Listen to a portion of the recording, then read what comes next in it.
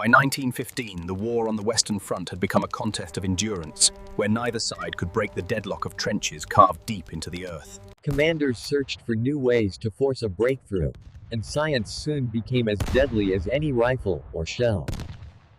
In April of that year, poison gas was released into the air, turning the battlefield itself into a weapon. The drifting clouds moved silently, carried by the wind towards soldiers who had little warning and almost no protection. Early gas attacks caused panic as men struggled to understand what was happening to their own bodies.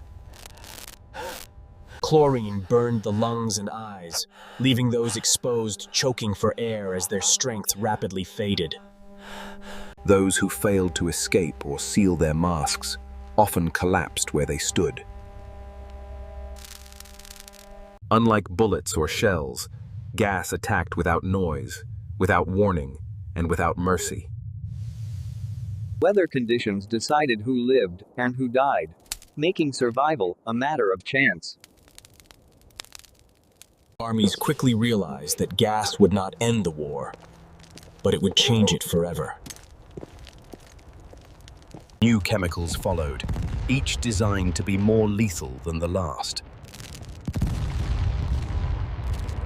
Mustard gas blistered skin and lingered for days, turning entire areas into death zones. Even survivors often carried permanent injuries that followed them long after the battle ended. Medical units were overwhelmed by casualties they had never been trained to treat. Protection improved over time, but fear remained constant. Gas warfare added a new layer of psychological terror to an already brutal conflict. Sleep offered no escape, as soldiers feared the wind might change again.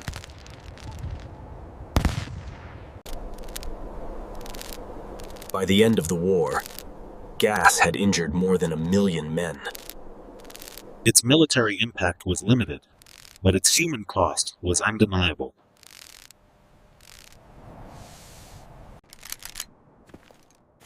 The gas clouds eventually cleared, but the memory of them never did. After each gas attack, armies recorded lessons learned, adjusting equipment and training to survive the next release.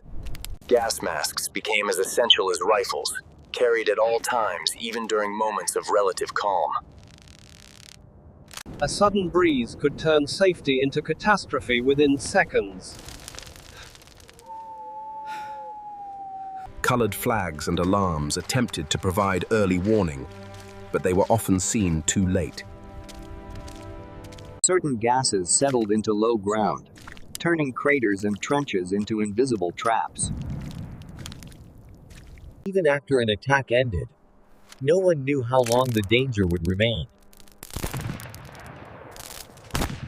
Fatigue dulled reactions, increasing the risk of fatal mistakes.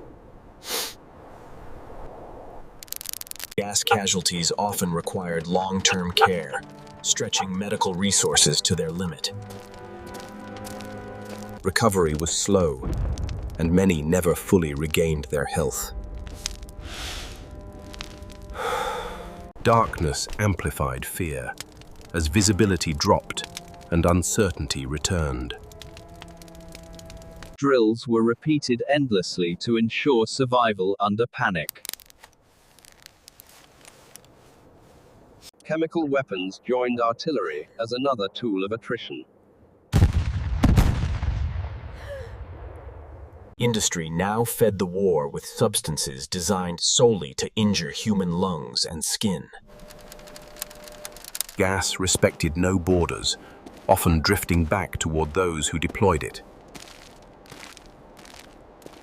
Mistakes and changing weather caused countless friendly casualties.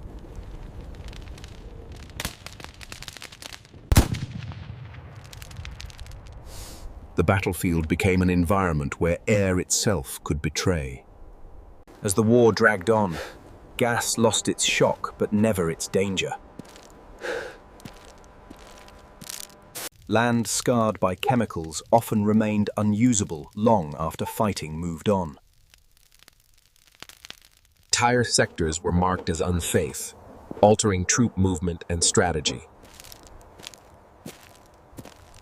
Gas failed to deliver victory, but it succeeded in spreading fear.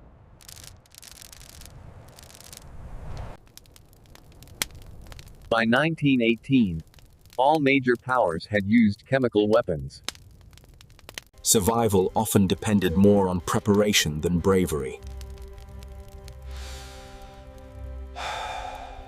When the air finally cleared, the damage was already done. Many veterans carried respiratory illnesses for the rest of their lives.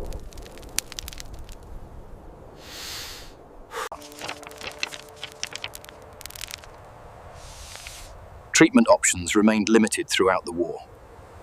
Gas attacks added to already staggering casualty numbers. Progress was measured in yards, not miles.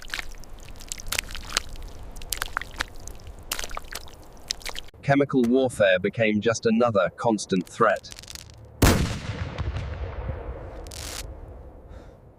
The front line remained largely unchanged.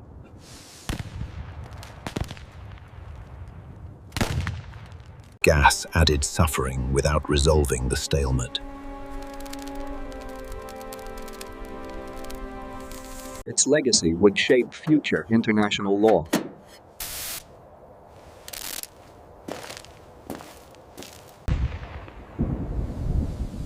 The landscape itself bore witness to chemical destruction.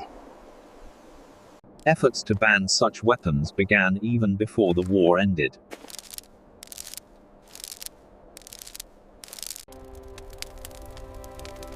Memories of gas attacks left a deep imprint on survivors. Fear lingered long after exposure ended.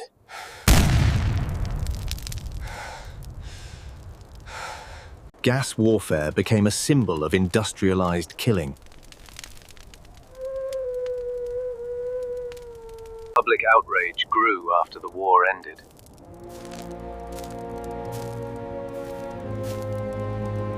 International agreements sought to prevent its return.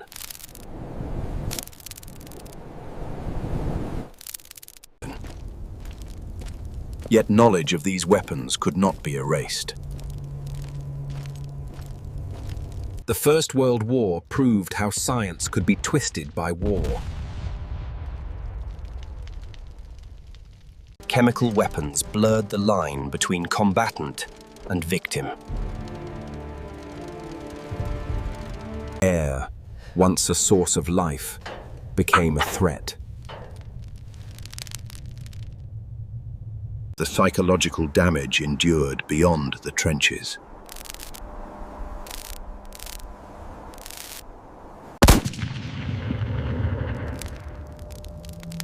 Survival often meant constant vigilance. For many, masks became symbols of fear rather than safety. Gas attacks reshaped military doctrine.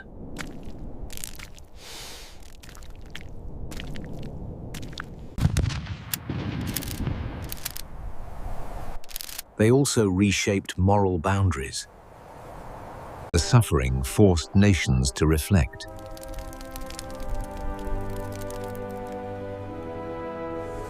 Chemical warfare left scars that could not be seen. Its memory fueled efforts to ban its use.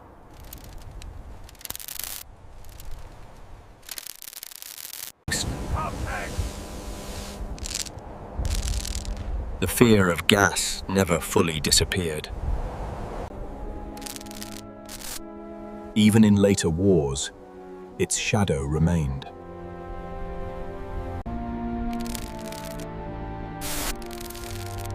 World War I set a grim precedent. Millions endured environments poisoned by war.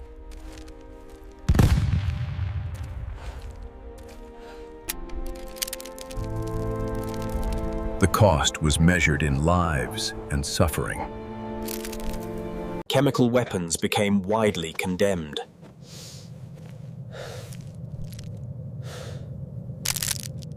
Yet the knowledge could not be undone.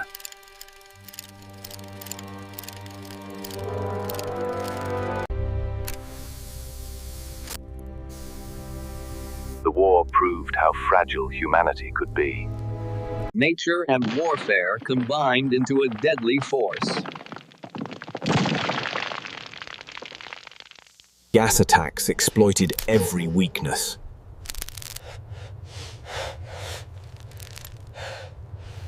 They turned the environment into an enemy.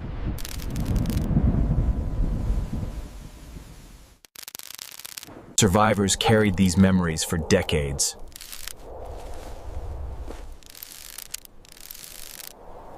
Gas warfare became a warning to future generations.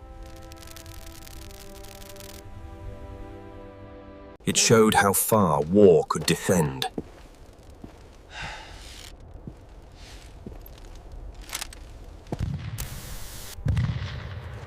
International law later sought to prevent repetition. The lessons were written in suffering. Gas warfare changed how war was viewed.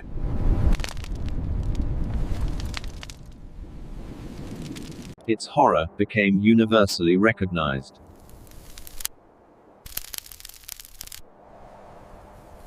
The cost outweighed any tactical gain.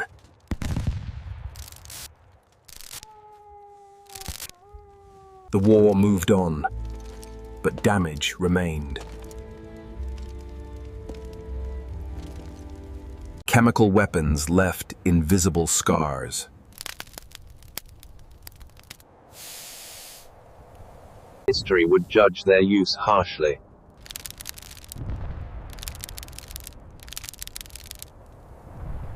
They became symbols of industrial cruelty.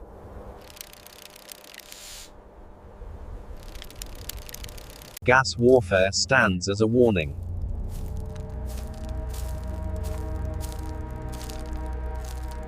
It showed the consequences of unchecked technology.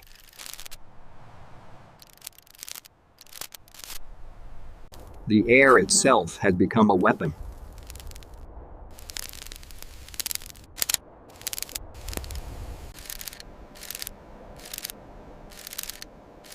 World War I redefined the meaning of suffering. Gas warfare remains one privatization of its darkest chapters. It stands as a reminder of how easily humanity can poison its own world.